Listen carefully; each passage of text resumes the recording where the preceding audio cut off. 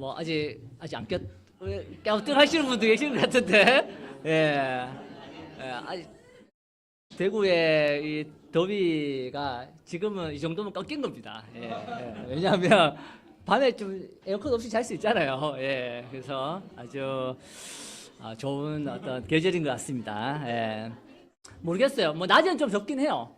하지만 뭐 아침 저녁으로 좀 시원한 바람이 좀 불고 있습니다. 뭐 태풍이 지나고 나서라고 하시는 분도 있고, 우리가 얼마 전에 입추였잖아요. 입추가를 아시나 모르겠네요. 그 외국인들은. 이 입추라 가지고 이제 좀 입추는 이제 가을을 이제 들어갔다는 뜻이잖아요. 그래서 그럴 수도 있고요. 그래서 아무튼 날씨가 시원해서 너무 좋은 것 같습니다. 요즘 그 자매들 성찬 들으면 굉장히 격려가 돼요, 사실은. 이게 저번 우리 혜옥 씨 우리 성찬도 그렇고, 우리 지연이 성찬도 그렇고, 또 오늘 또 승혜 씨 또 성찬도 굉장히 좀 격려가 되고, 굉장히 하나님이 참 놀랍다라는 것을 좀 많이 느끼는 그런 시간인 것 같습니다. 오늘 우리 그 목사님은 그 영피 레슨이 있어가지고 서울로 올라가셨어요. 그래서 한 번씩 지금 영피를 도와주고 있거든요. 그래서 영피를 돕기 위해서 지금 올라간 상태고요. 제가 대신해서 오늘 말씀을 전하겠습니다. 우리 곧 있으면 우리 그 치맥 페스티벌이 있어요. 그래서 아마 그때 우리 제가 위원으로 있거든요. 그래서 우리 영피들과 인터내셔널이 온다고 해요. 그래서 너무 기대가 되고, 올해 유난히 그 좀 방문자가 많은 것 같습니다. 교회를 방문하는 형제 자매들이 많아서 너무 좋은 것 같아요. 우리 오늘 캠퍼스도 우리 함께 하고 있잖아요. 우리 너무 환영할까요, 우리? 오늘 성분 혼자 여기 있었으면 굉장히 좀 뻘쭘할 수 있을 것 같아요, 우리 성구요. 지금 어깨도 아파가지고 어깨도 잘 안 올라가는데 지금. 그래서 오늘 캠퍼스들이 옆에 있으니까 성구에게 눈이 가는 게 아니라 캠퍼스들에게 계속 눈이 가더라고요. 우리 예쁜 우리 캠퍼스들이 다 있으니까 너무 좋은 것 같습니다. 우리 젊은 친구들은 언제나 환영입니다, 우리. 언제나 웰컴이고 자주 오십시오. 오늘은 우리가 마가복음 11장을 조금 보고자 합니다. 여러분 마가복음 다 읽어보셨잖아요, 맞죠? 아마 그 사복음서 중에 이제 한 책이고요. 마가가 쓴 책입니다. 그 베드로의 제자였고요. 그래서 마가가. 근데 이 마가복음에 여러분 그 어떤 특징이 있어요. 아마 우리 승희 씨는 아실 수도 있을 것 같은데요. 우리 성경을 아주 연구하는 우리 승희 씨가 계셔가지고. 근데 그 문학적 특징 중에 한 게 뭐냐면, 그 여러분 샌드위치 판넬 아시나요 혹시? 샌드위치 판넬은 이렇게 쇠와 쇠 사이에 스티로폼을 넣어가지고 만든 판넬을 말하는 거예요.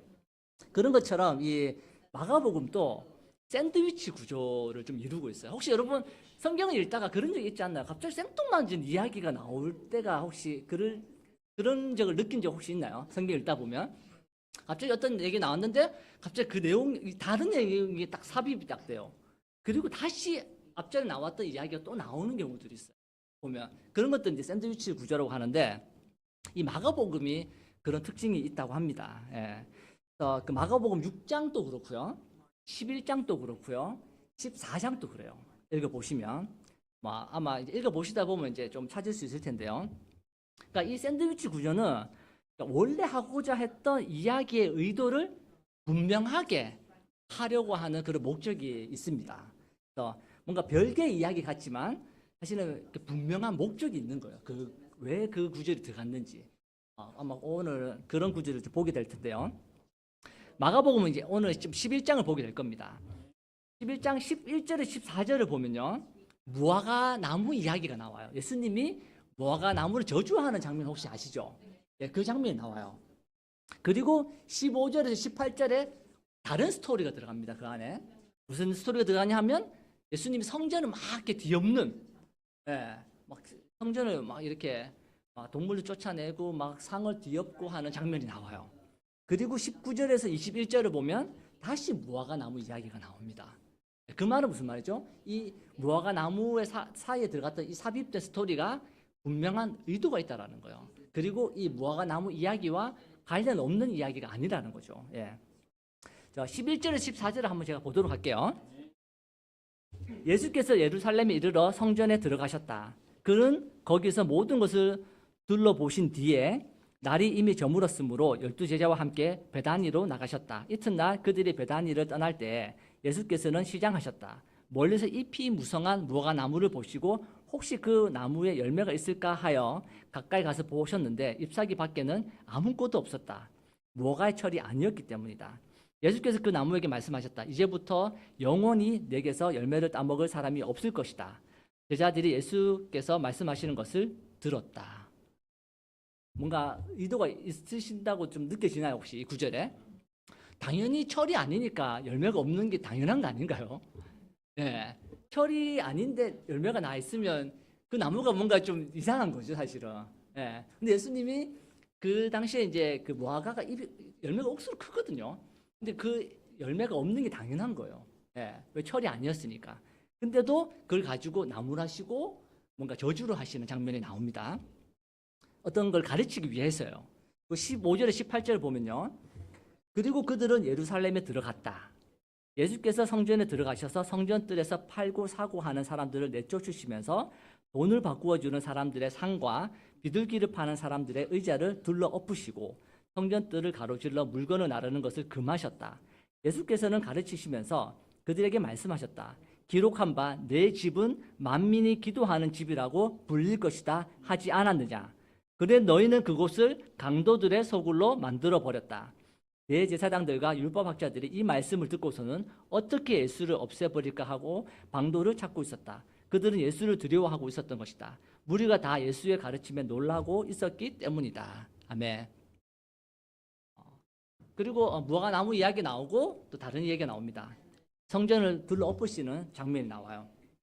아마 성경 공부를 하실 때 아마 이제 우리가 보는 요한복음의 그 구절을 가지고 우리가 보게 될 텐데 그 같은 구절입니다.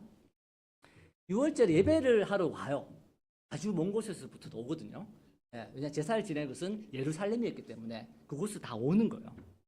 근데 번제 드릴 양을 들고 올까요? 안 들고 올까요? 예, 보통은 들고 와요. 예, 왜냐하면 여러분 그런 거 있잖아요.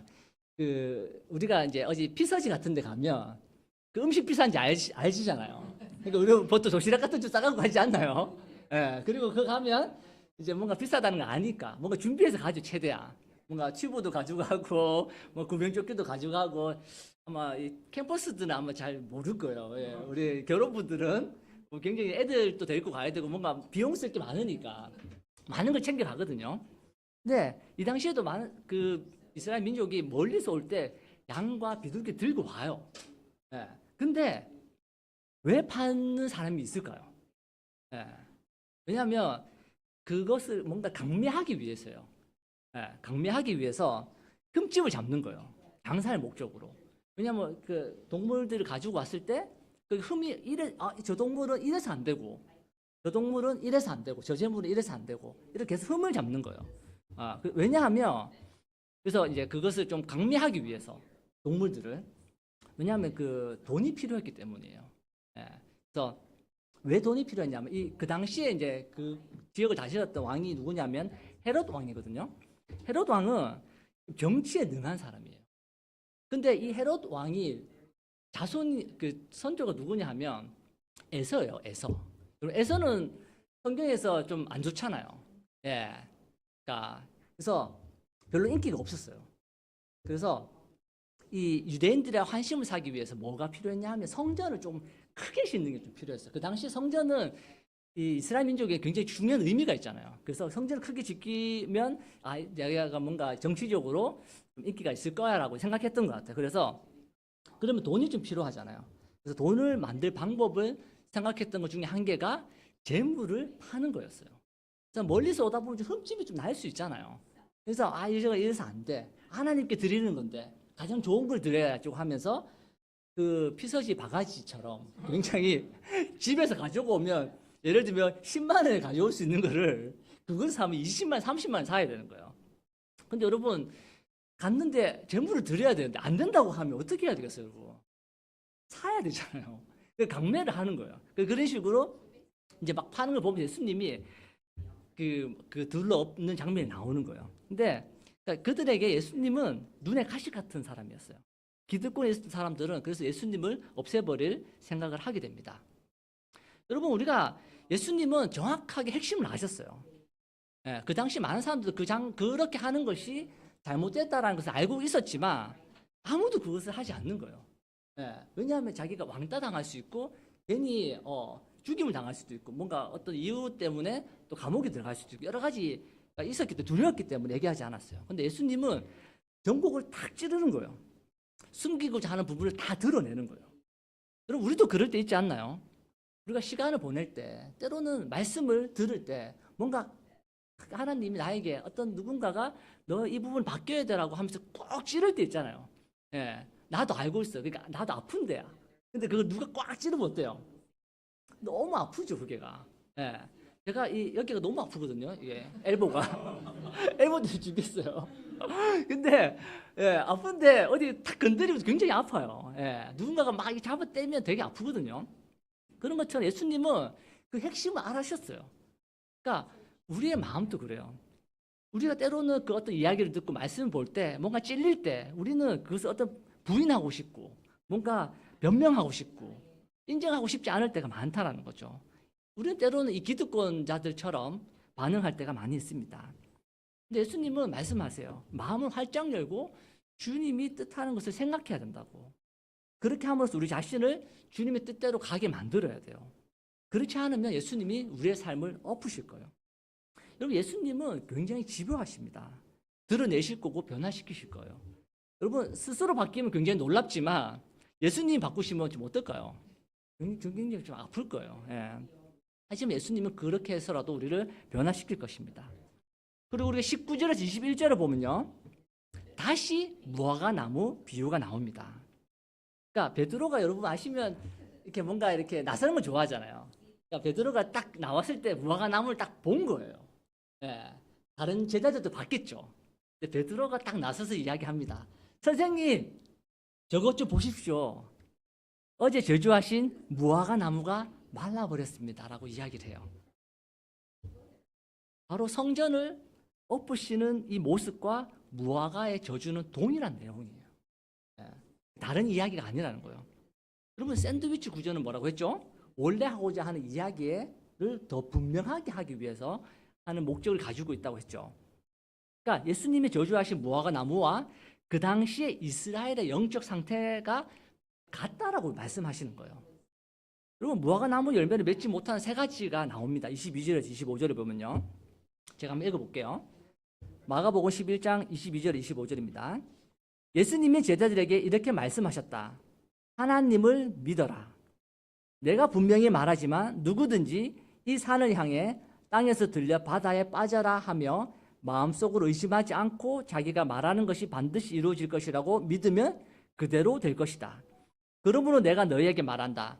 너희가 기도하고 구하는 것은 무엇이든지 받은 줄로 믿어라. 그러면 그대로 될 것이다. 너희 가서 기도할 때 어떤 사람과 서로 마음이 상한 일이 있거든 용서해 주어라. 그러면 하늘에 계신 너희 아버지께서도 너희 잘못을 용서해 주실 것이다. 아멘. 무화과 나무의 열매가 없는 거, 이스라엘 민족의 상태와 비슷했어요. 왜 없냐 하면 세 가지를 얘기하고 계세요. 첫 번째 뭐죠? 믿지 않는 거예요. 하나님 믿지 못했어요. 두 번째는 기도하지 않았습니다. 믿음으로 기도하지 않았다는 거죠. 세 번째는 용서하지 않았어요. 서로. 그럼 다른 말로 바꾸면요, 열매 맺기 위해서 필요한 게 뭘까요? 이 세 가지예요. 믿고 기도하고 용서하는 것입니다. 오늘은 한 포인트만 얘기할 거예요. 다음에 두 번째, 세 번째 포인트를 제가 준비하도록 하겠습니다. 첫 번째 포인트는 하나님을 믿으라입니다. 22절에서 23절 다시 제가 한번 읽어볼게요. 하나님을 믿어라. 내가 분명히 말하지만 누구든지 이 산을 향해 땅에서 들려 바다에 빠져라 하며 마음속으로 의심하지 않고 자기가 말하는 것이 반드시 이루어질 것이라고 믿으면 그대로 될 것이다. 아멘. 예수님은 제자들에게 이야기하고 있어요. 하나님을 믿으라고. 그 당시 유대인들은 하나님을 알고 있었어요. 그렇지 않나요? 물론 제자들도 잘 알고 있었어요. 예, 그 당시 유대인들의 그 역사가 이스라엘 민족의 역사가 사실은 하나님과 함께 걸었던 민족이에요. 예, 그렇기 때문에 하나님을 모를 리가 없었어요. 하지만 예수님은 말씀하세요. 하나님을 믿어라고. 아는 것을 끝나는 게 아니라 하나님을 믿으라고 이야기하고 있어요. 저는 이 예수님의 그 말씀이 굉장히 권위 있게 느껴졌습니다. 누가 어떤 얘기가 하느냐가 되게 중요하잖아요. 예수님이 하나님을 믿어라고 저한테 얘기한다고 생각했을 때 저는 갑자기 마음이 굉장히 좀 두려운 마음이 들었어요. 내가 정말 하나님을 믿고 있는지. 여러분 앞에서 예수님이 여러분들에게 이야기하신다면 하나님을 믿어라라고 얘기한다면 여러분 어떻게 반응하시겠습니까? 제가 주일학교 레슨 했을 때 어떤 분은 이렇게 얘기하더라고요. 하나님을 믿으라고 했을 때 뭔가 하나님을 제가 믿고 있지만 부족합니다. 나에게 믿음을 주십시오라고 반응하는 사람이 있었어요. 예. 우리는 그렇게 반응하지 않을까요? 저 하나님 믿고 있는데 라고 반응하지 않잖아요. 저도 25년 동안 하나님을 믿고 있는 제자예요. 하지만 예수님이 정말 내 앞에서 하나님을 믿으라고 했을 때 제가 그 말씀을 들었을 때 뭐라고 반응할까? 정말 나에게 믿음이 없다라고 얘기하지 않을까라는 생각이 들었어요. 그만큼 제가 믿음이 없구나라는 생각이 들었습니다. 다시 그 믿음을 생각해 봐야 합니다. 우리는 그런 시간이 좀 필요해요. 다시금 우리의 믿음을 점검해야 되는 시간이 필요합니다. 아마 제자들도 놀랐을 거예요. 왜냐하면 그들은 조상 때부터 예수님을 하나님을 믿었던 사람들이었던 거죠. 근데 갑자기 하나님을 믿어라고 했을 때 굉장히 좀 어리둥절했을 거라는 거죠. 과연 예수님은 왜 이런 말씀하셨을까? 아마 궁금했을 거예요. 왜냐하면 그들은 전적으로 하나님을 믿고 있지 못했어요. 그래서 그들은 굉장히 마음이 많이 찔렸던 거죠. 근데 여러분, 우리의 믿음을 여러분 원조란 말 들어보셨죠? 원조. 예. 안지랑에 가면 뭐가 원조죠, 여러분? 안지랑 가면 곱창 원조죠. 가면 전부 다 원조예요. 전부 다 원조. 제가 저번에 그 울산에 그 쭈꾸미집 갔는데 거기 보면 쭈꾸미집 진짜 많거든요, 울산에. 그 달동인가요? 거기 가면. 근데 다 원조예요. 예. 헷갈리더라고. 진짜 어떤 게 원조인지. 여러분 믿음의 원조는 뭘까요? 누구일까요? 믿음의 원조. 예. 믿음의 원조는 아브라함이라고 얘기하고 있어요. 믿음의 조상. 예. 우리가 그 믿음이라는 것을 처음 길을 만든 사람. 예. 그 믿음이 없을 때 믿음이라는 것을 알려준 사람. 원조란 그렇잖아요. 아무도 하지 않았을 때 뭔가를 만들 수 있는 사람. 이런 맛이 쭈꾸미에 이런 맛을 낼 수 있구나. 곱창을 이렇게 먹을 수 있구나 라고 하는 거를 처음 만든 사람을 원조라 그러잖아요. 여러분 아브라함은 오늘 제가 보여줄 건데 아브라함은 여러분 생각해 보시면 왜 믿음의 조상이라고 했을까요? 그 당시에는 믿음이라는 개념이 없었어요. 예. 그래서 믿음이라는 것은 있었지만 믿음이라는 개념을 걸어간 사람이 없었어요. 그래서 아브라함이 처음으로 그 믿음의 길을 걸어간 사람이에요. 아무것도 없을 때 하나님 믿는 것이 어떤 삶인지를 보여준 사람이 바로 아브라함입니다. 그래서 아브라함을 믿음의 조상이라고 하는 거예요. 우리 창세기 12장 1절 3절을 제가 보도록 하겠습니다. 아브라함은 하나님을 믿었어요. 창세기 12장 1절 3절을 보면요. 주님께서 아브라함에게 말씀하셨다. 너는 내가 살고 있는 땅과 내가 난 곳과 너의 아버지의 집을 떠나서 내가 보여주는 땅으로 가거라. 내가 너로 큰 민족이 되게 하고 너에게 복을 주어서 내가 크게 이름을 떨치게 하겠다. 너는 복의 근원이 될 것이다. 너를 축복하는 사람들에게는 내가 복을 베풀고 너를 저주하는 사람에게는 내가 저주를 내릴 것이다. 땅에 사는 모든 민족이 너로 말미암아 복을 받을 것이다. 아멘. 그때 아브라함의 나이가 75세입니다. 75세. 굉장히 많은 나이죠. 그 당시가 그래도 뭐 좀 더 살았다고 하더라도 75세는 적은 나이는 아니죠. 예. 하란을 떠나 가나안 땅으로 가라고 이야기합니다. 예. 그때 아브라함은 가죠. 예. 15장 5절에서 6절 다시 제가 한번 읽어볼게요. 15장 5절에서 6절입니다. 창세기. 주님께서 아브라함을 데리고 바깥으로 나가서 말씀하셨다. 하늘을 쳐다보아라.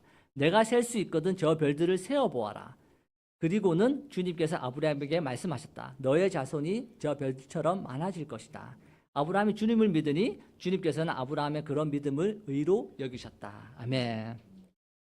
아브라함의 믿음은 무엇인가를 얻었기 때문에 생긴 믿음이 아니에요. 아브라함의 믿음은 하나님이 그 하실 것을 믿는 믿음이었어요. 아무것도 없었어도. 굉장히 그래서 그 믿음이라는 그 길을 하나님을 믿는다라는 것을 처음으로 보여준 사람이 바로 아브라함이라는 거죠. 굉장히 그래서 아브라함 믿음의 선조가 되었습니다. 뭔가 하나님 놀라운 축복을 주셔가지고 하나님 믿는 것과 아무것도 없었어요.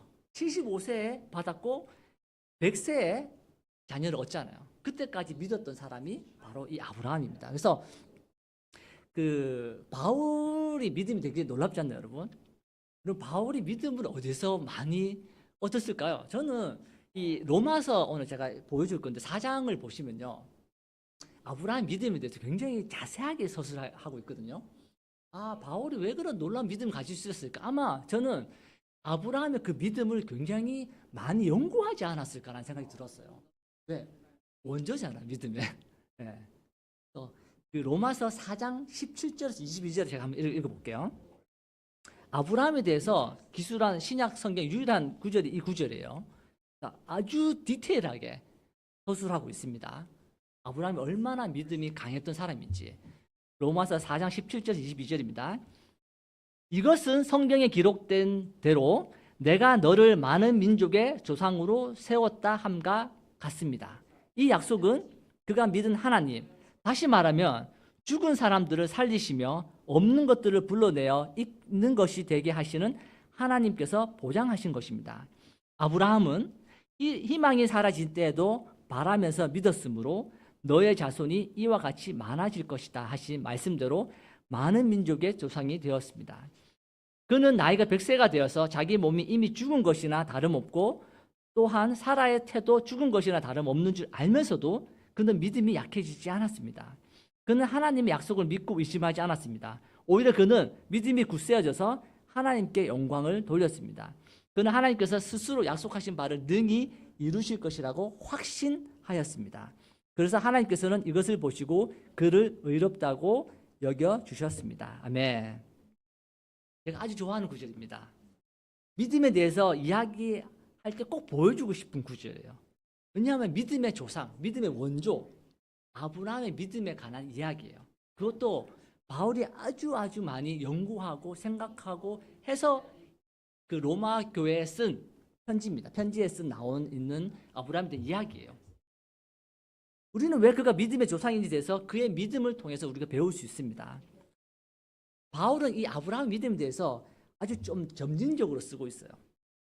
여러분, 믿음이 우리가 보통 어떤 걸 믿다가 사라질 때 어떻게 사라지죠? 맨 먼저 보면 희망이 좀 사라지죠. 네. 길이 보이지 않는 거죠. 네. 이게 될 거라고 믿었는데 갑자기 아무 일이 일어나지 않으면 우리는 좀 희망이 사라져요. 마음에서부터. 길이 보이지 않는 거죠. 잘 될까? 아무것도 보이지 않는데. 우리 틴을 시작할 때 태화양이 이런 마음이었다고 하더라고요. 예. 아무도 틴에 대해서 생각이 없었던 거죠. 예. 그러니까 처음에 틴에 대해서 희망이 없었다고 얘기를 하더라고요. 그럴 때 우리의 반응은 바라지 않게 된다는 거예요. 좀 해보다가 반응이 없으면 바라지 않게 되는. 제가 우리 아들들에 대해서 공부에 대해서 처음에는 기대를 많이 했었어요. 제가 아주 제가 또 제가 또 아카데미 또 원장 출신이잖아요. 또 수학 과학을 굉장히 제가 열심히 가르쳤습니다. 처음에 제가 엄청 기대 많이 했었죠. 처음에 곧 잘 따라오더라고요. 근데 이제 조금 어려운 파트 들어가니까 이제 굉장히 좀 어려워하면서 좀 사이가 좀 벌어지기 시작했어요. 말을 안 듣는 거예요, 이제.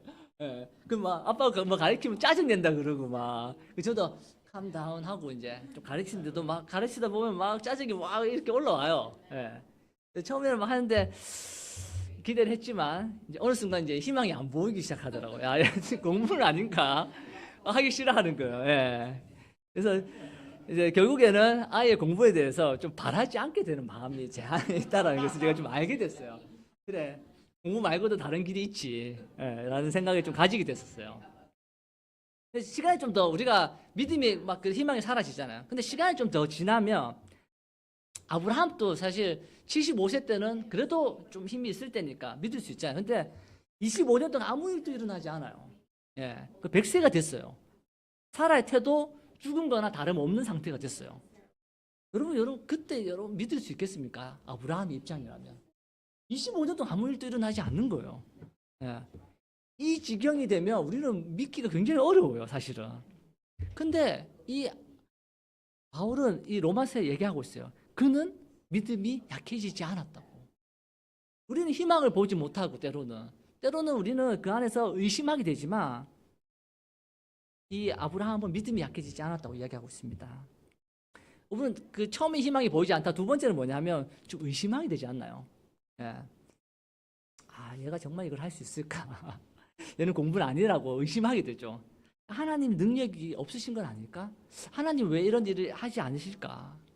왜 하나님은 우리 대구교회에 이런 놀라운 일을 하지 않으실까? 하나님은 능력이 없으신가? 아브라함도 한번 그랬을 거예요. 내가 괜히 하라는 나온 것이 아닐까? 왜 가나안 땅으로 간다고 했지? 하나님 계시긴 한 거야. 이런 생각이 들 수 있다라는 거죠. 하지만 그는 믿고 의심하지 않았다라고 이야기하고 있습니다. 오히려 그의 믿음은 더 강력해졌다라고 이야기하고 있어요. 바울은 믿음이 굳세어지고 이루어질 것이라고 확신했다고 이야기하고 있습니다. 여러분 이 구절들을 한번 나중에 가셔서 한번 묵상해 보세요. 보면 희망이 사라진 때도 바라고 믿었다고 얘기하고요. 믿음이 약해지지 않았다고 이야기하고요. 믿고 의심하지 않았다고 얘기하고 믿음이 굳세어졌다고 얘기해요. 그리고 이루실 거라고 확신한다고 이야기하고 있습니다. 점점 어때요? 상황은 점점 좀 나빠지잖아요. 25년 지난 아무 일도 일어나지 않지만 근데 아브라함 믿음은 어때요? 점점점 더 강해진다고 느껴지지 않습니까? 또 이게 더 강해져요. 바울은 더 강해진다라고 이야기하고 있습니다. 그것을 표현하고 싶었던 것 같아요. 그래서 의심하지 않았다고 얘기하고 믿음이 굳세어졌다고 하고 오히려 믿음에 굳세어져서 확신까지 갔다라고 이야기하고 있습니다. 우리의 믿음은 어떻습니까? 우리의 믿음의 단계는 어떻습니까? 우리는 하나님이 하실 거라고 믿고 계신지, 하나님이 그 일을 이루실 거라고 확신하고 있는지. 아브라함은 하나님께 전적으로 모든 것을 맡깁니다. 전적으로 믿었어요. 그럼 아브라함의 믿음을 보면 너무 부끄러울 때가 많아요. 저는 상황이 조금만 안 좋아져도 근심과 걱정이 굉장히 많은 사람이에요. 저는. 모르겠어요. 제가 오랫동안 사업을 하면서 그런 게 되게 많이 생겼어요. 왜냐하면 주변에 그런 얘기를 굉장히 많이 하거든, 사람들이. 맨날 만날 때마다 아이고 우리 대한민국 경제가 지금 어떻게 될란지부터 시작해가지고 막 맨날 만나면 그런 얘기를 해요. 이 사람들이 만나면 아이고 물건이 이게 안 팔리면 어떡하나 막 이렇게 오랫동안 장사하신 분들도 대부분 다 그런 얘기를 많이 하세요. 가시면 어떤 어머니 만나면 아이고야 지금 장사 안 되는데 괜찮나 니는 그런 얘기를 하세요.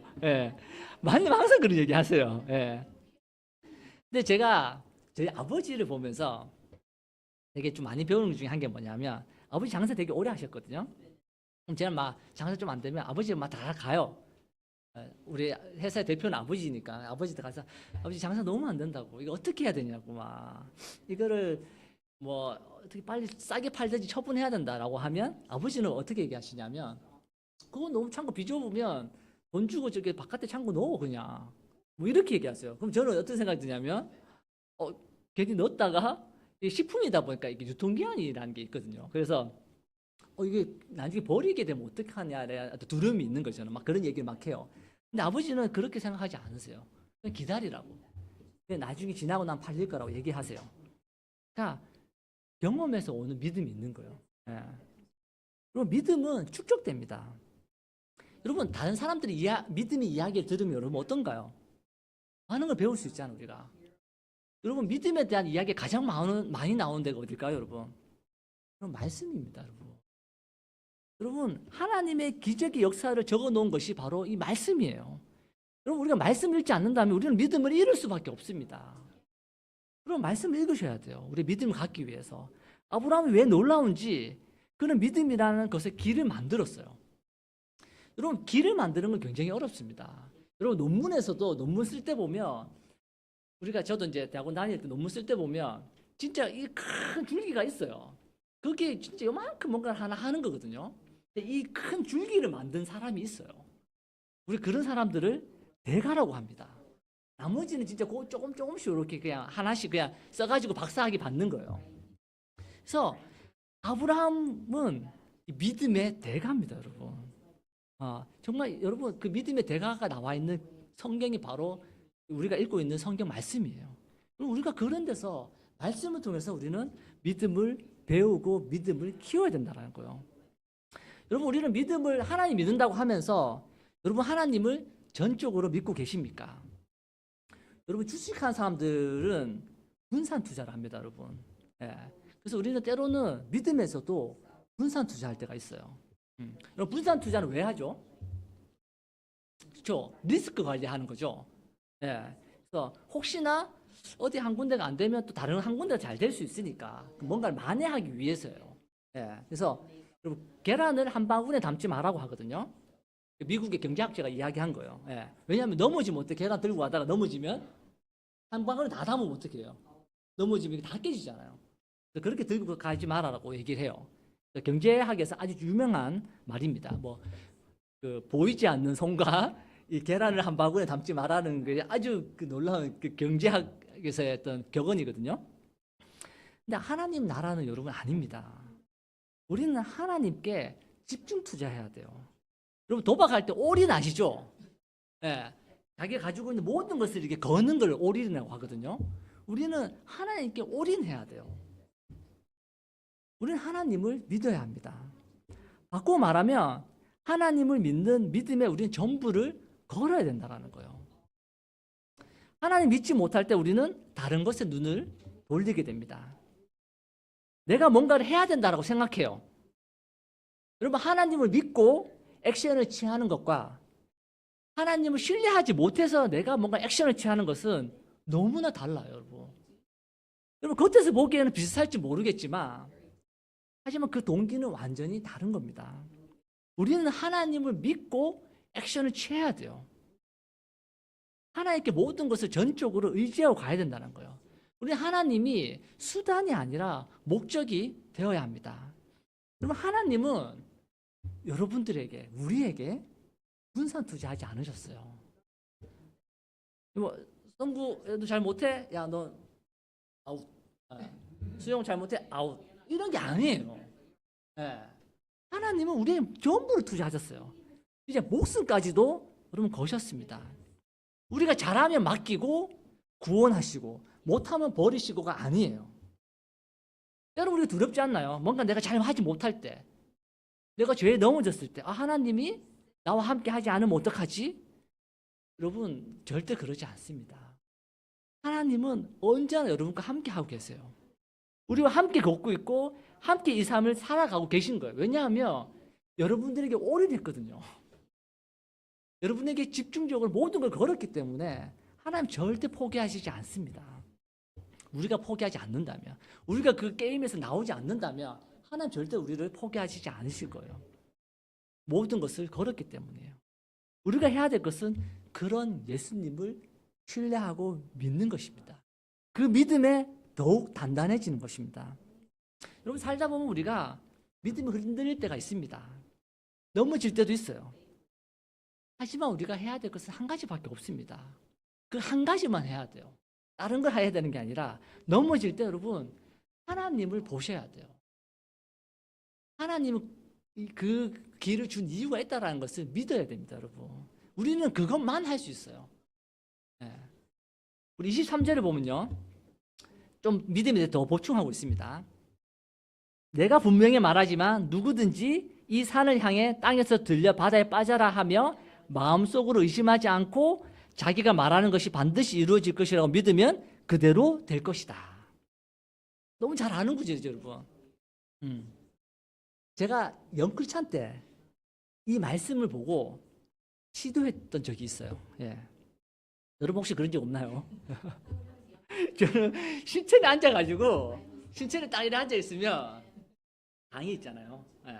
그리고 뭐가 팔공산이 보여요. 딱 앉아가지고 이제 기도하는 거예요. 팔공산에 들려가지고 물에 빠져라라고. 근데 안 되더라고요, 사실은. 그게 그래 됐으면 아마 신문에 났을 거예요. 난리 났을 거예요. 예. 그런 일은 일어나지 않았어요. 그때 제가 생각했죠. 아, 내 믿음이 부족하구나. 예. 근데 아무도 그 일은 할 수 없어요. 예. 아무도. 예. 왜냐하면 산에 들려서 빠져라라고 해서 그 일이 일어나는 것을 이야기한 것이 아니거든요. 이 말씀은 당시에 보편적으로 사용되던 이야기라고 해요. 속담 중에 하나예요. 그 당시에 우리 예수님 시대에 있었던 속담 중에 하나예요. 어려운 일을 한다라는 의미가 있어요. 그러니까 어려운 문제를 해결한 사람을 가르쳐서 뭐라고 하냐면 산을 옮긴 자야. 와, 너 그렇게 놀라운 문제를 그 어려운 거를 헤쳐나갔어? 넘어섰어? 라고 했을 때 수용, 산을 옮긴 자네. 와, 이렇게 얘기하는 거예요. 네, 그렇게 사용되던 구절이었어요. 그 구절이. 그 예수님이 그걸 가지고 이야기하시는 거예요. 어떤 뭔가 산을 옮긴 자, 문제를 해결한 사람, 어려움을 이긴 사람이라고 표현하는 거예요. 여러분, 이 말씀은 하나님을 믿는 사람은 어떤 어려운 문제도 해결된다는 거예요. 해결할 수 있다는 겁니다. 그러니까 내가 능력이 있어서가 아니라 내가 믿는 하나님이 해결해 주신다는 거예요. 여러분, 최근에 태풍이 왔잖아요. 저는 그 태풍 전야를 보면서 막 회사에서 되게 무섭더라고요. 뭔가 몰아칠 것 같은. 그러니까 이 한반도로 지나가는 게 처음이라고 하더라고요. 이번에 태풍이 최초. 예, 가로질러 가는 게. 예, 그 북한까지 이렇게 올라간 게 최초라고 하죠. 보통은 동해나 이제 서해 쪽으로 이렇게 빠진다고 하는데 한반도로 가로질렀잖아요. 그래서 막 신문에 막 나는 거예요. 막 뉴스에 막 나오고 막 최초라 그러고 막 그래서 그 얘기를 듣고 나서 우리 아내가 그런 얘기 되게 좋아하거든요. 맨날 그런 얘기 나한테 해줘요. 그런 거 있잖아. 무슨 사건이 났더라. 그런 얘기들. 자기야, 나한테 그만 그런 얘기 안 해줬으면 좋겠어. 내가 막 얘기하거든요. 예. 나도 막 겁나니까. 예. 그래서 막 하지 말라고 하는데, 그런 얘기 막 해줘요. 막 그게 듣고 나서, 큰일 났다. 이거 어떡하냐. 우리 회사가 잘못되면 어떡하냐. 막 이런 막 생각이 막 드는 거예요. 막 정전도 막 일어나고 막 그랬거든요. 그날.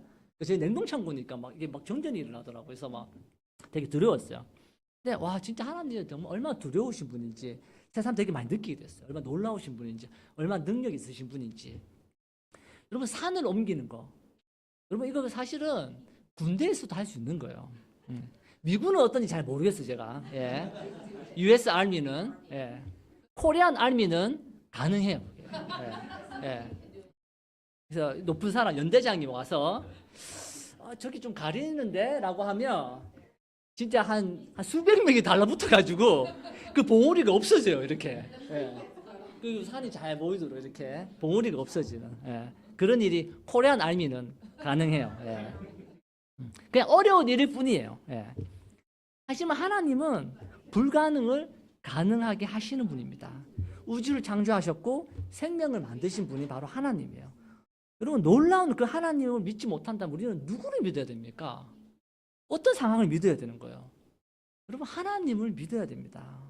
제가 2년 전에 회사가 되게 좀 어려웠어요. 그래서 막 재고가 너무 많은 거예요. 그 치킨 하트라고 해서 이제 염통이 있거든요. 치킨 하트. 예. 재고 너무 많아가지고 제가 어떻게 할 줄 모르겠더라고요, 이거를. 예. 그래서 막 너무 많아서 막 아내랑 제가 매일 그걸로 기도했어요. 제발 이 제품이 다 나가게 해달라고. 예. 근데 진짜 얼마 뒤에 너무 물건이 잘 팔리는 거예요. 막. 예. 너무 잘 팔려가지고 진짜 못 팔 지경이 돼가지고 한 1년 넘게 고생했어요, 아내랑. 예. 막 제품이 막 달라는데 너무 많아가지고 그래서 막 아내가 자기야, 우리가 기도는 너무 놀랍다. 적당히 해야겠다. 진짜 하나님 그렇게 넘치게 주시더라고요. 지금 우리가 또 안 팔리는데도 물건이 있거든요. 예. 열심히 아내는 기도하고 있습니다. 여러분 우리 삶에는 이런 거 한 예지만 이런 거 말고도 여러분 산을 옮겨야 되는 상황들이 굉장히 많아요. 어쩌면 지금 그런 상황에 있는 사람들도 여러분 있을 거예요. 하지만 우리가 그것을 해결할 수 없습니다. 우리가 그걸 해결하려고 하면 우리가 되게 피폐해질 거예요. 우울해질 거고 내가 아무것도 할 수 없다는 것을 낙담하게 될 거예요. 하지만 우리는 하나님을 믿어야 됩니다. 하나님은 산을 들어서 옮길 수도 있고요. 그 산 자체를 없앨 수도 있는 분이심을 우리는 신뢰하고 믿어야 됩니다. 여러분 삶에 오늘 예수님이 여러분에게 했던 그 말씀을 잘 기억하시길 바라고 싶습니다. 하나님을 믿으라고. 여러분 삶에 하나님을 정말 전적으로 믿을 수 있는 여러분이 되시기를 바라면서 오늘 말씀 마치도록 하겠습니다.